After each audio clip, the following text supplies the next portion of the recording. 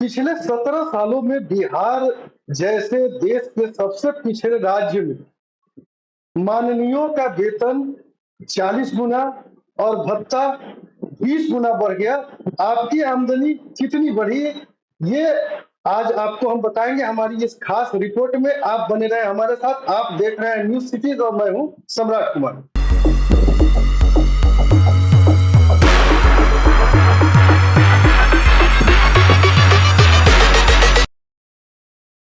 भारत में लोकतंत्र का महापर्व मन रहा है। लोकसभा चुनाव हो रहे हैं 2024 में। कौन सी पार्टी सत्ता में कैसे काबिज होगी, इसके लिए सभी अपने अपने स्तर से प्रयासरत हैं। लेकिन इन प्रयासों में बात हम बिहार की करें तो बिहार में इन प्रयासों में आम जनता की बात कहीं पीछे छूटती नजर आ रही है। फिर बात करें भाजपा की, जनता दल यूनाइटेड की, राष्ट्रीय जनता दल की, कांग्रेस की, बिहार की तमाम पार्टियां, चाहे जितनी भी बिहार की पार्टियां हैं, उनमें से किसी की भी चिंता आम जनता पर नहीं है। ऐसा हम क्यों कह रहे हैं, ये मैं आपको बताता हूं कि बिहार में विगत 17 वर्षों में आम जनता की आमदनी कितनी बढ़ी, ये आप बेहतर तरीके से जानते हैं। बिहार भारत का सबसे पिछड़ा हुआ राज्य है। इसके बावजूद बिहार के माननीयों का वेतन पिछले 17 सालों में 40 गुना बढ़ गई है। वहीं उनके भत्ता 20 गुना 20 गुना बढ़े हैं। तो ऐसे में ये सवाल उठता है कि भारत के सबसे पिछड़े राज्य बिहार के आम जनता के टैक्स से भुगतान पाने वाले ऐसे माननीयों का वेतन इतना बढ़ना, जबकि बिहार की जनता की आमदनी नहीं बढ़ी उतनी, क्या इसका औचित्य है? क्या ये बिहार के राजनीतिक दलों के द्वारा मुद्दा बनाया जा रहा है? अगर मुद्दा नहीं बनाया जा रहा है तो चाहे कोई भी राजनीतिक दल हो, या वो जनहितकारी राजनीतिक दल है या फिर वो केवल सत्ता पाने के लिए है, इस खबर को हम आगे दिखाएंगे आपको एक एक प्रमाण के साथ। तो जैसा कि आप अपने स्क्रीन पर भी देख पा रहे होंगे, न्यूज सिटीज ने अपनी पहल करके बिहार के आम जनता के हितों के लिए एक आरटीआई डाला था, और इस आरटीआई का जो जवाब आया था वो जवाब आपके स्क्रीन पर दिख रहा है। सबसे पहले स्क्रीन पर जो आप अभी देख रहे हैं, हम आपको थोड़ा सा लार्ज करके दिखाते हैं। ये 2005 में, जनवरी 2005 में ही आरटीआई से प्राप्त जानकारी है। जनवरी 2005 में बिहार के माननीयों का जो वेतन था वो 4,000 रुपया प्रति महीना था। क्षेत्रीय भत्ता 2,500 रुपया था, आतिथ्य भत्ता 1,500 रुपया था, चिकित्सा भत्ता 1,000 रुपया था, लेखन सामग्री भत्ता 2,000 रुपया था, यात्रा भत्ता 5 रुपये प्रति किलोमीटर था, और दैनिक भत्ता 400 रुपये प्रति दिन के हिसाब से जनवरी 2005 में मिलता था। जब न्यूज सिटीज ने अपने प्रयास से आरटीआई के माध्यम से आगे की स्थिति जब मांगी, तो जो स्थिति आपको मिली वो चौंकाने वाला था।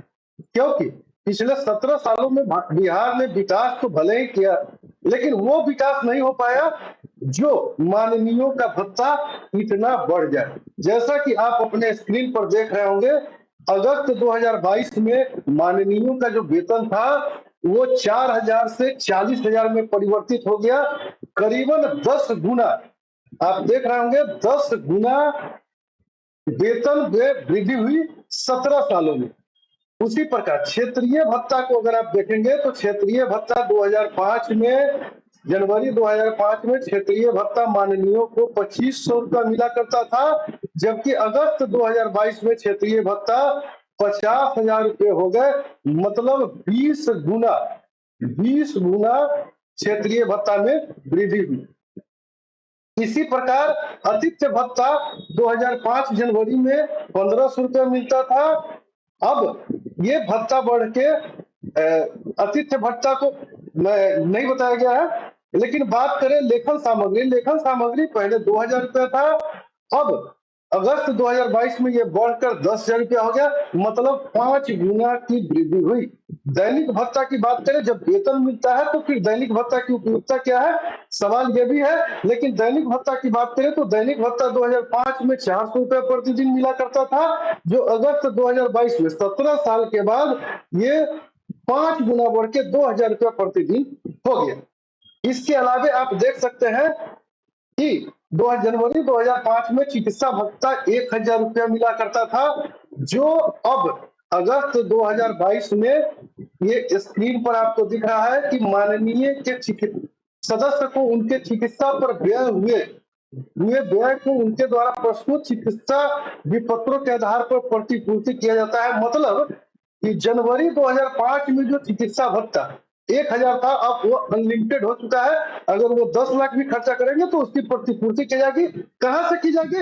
ये बिहार के जनता से पर लादे गए टैक्स से की जाएगी, बिहार के जनता के पैसों से की जाएगी।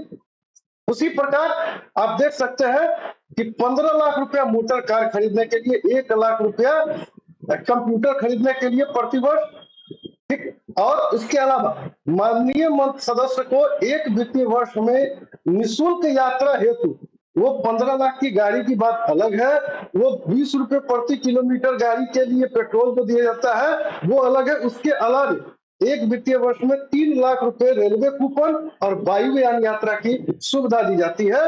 तो ऐसे में सवाल यह है कि क्या भारत के सबसे पिछड़े राज्य बिहार में, बिहार के उन गरीब जनता के पैसे से, टैक्स के पैसे से माननीयों का इतना ज्यादा बढ़ा हुआ वेतन, जबकि बिहार की जनता का समानुपातिक रूप से वो वेतन, वो आमदनी नहीं बढ़ा, तो क्या ये उचित है? और ये सवाल है, ये सवाल इसलिए भी है कि बिहार में लोकसभा चुनाव जब हो रहे हैं तो इस चुनाव में किसी भी राजनीतिक दल के द्वारा यह मुद्दा नहीं बनाया जा रहा है। क्यों नहीं बनाया जा रहा है? क्योंकि सभी राजनीतिक दल इस सुविधा का उपभोग कर रहे हैं। ऐसे में आम जनता के हितों की चिंता कौन करेगा? इस विषय को लेकर न्यूज सिटीज ने अपनी पहल करके आम जनता के हितों के लिए ये विषय हमने आपके लिए लाया है। जैसा कि आप अपने स्क्रीन पर देख रहे हैं, हमने प्रमाण के साथ इन तथ्यों को रखा है कि 2005 में क्या वेतन मिलता था माननीयों को और 2022 में क्या मिल रहा है, ये आपके स्क्रीन पर चल रहा है, आप देख रहे हैं। अब चिंता आपको करनी है कि वास्तविकता में इस लोकतंत्र के महापर्व में मतदान तो हम करते हैं, मतदान भारत की जनता करती है, लेकिन उस मतों का उपयोग किस प्रकार होता है? राजनीतिक दल जो हमारे और आपके बीच में अपने अपने बातों को कहते हैं, हमारे उन मांगों को, हमारे उन विषयों को, जनता के उन विषयों को क्यों भूल जाते हैं? वो ऐसे विषयों पर ये डिबेट क्यों नहीं करते हैं? आज के लिए बस इतना ही। हमारी इसी प्रकार की खबर को देखने के लिए हमारे चैनल को कृपया सब्सक्राइब करें और बने रहे हमारे साथ। आप हमें सहयोग करें, हमारा समर्थन करें, सब्सक्राइब करके, लाइक करके, फॉलो करके, शेयर करके, और निश्चित ही हम आपकी समस्याओं को लेकर हमेशा आपके पास आते रहेंगे। धन्यवाद। चैनल पर वीडियो देखने के लिए आपका धन्यवाद। आप अगर अभी तक हमारे चैनल को सब्सक्राइब नहीं किए हैं तो कृपया सब्सक्राइब कर लें। धन्यवाद।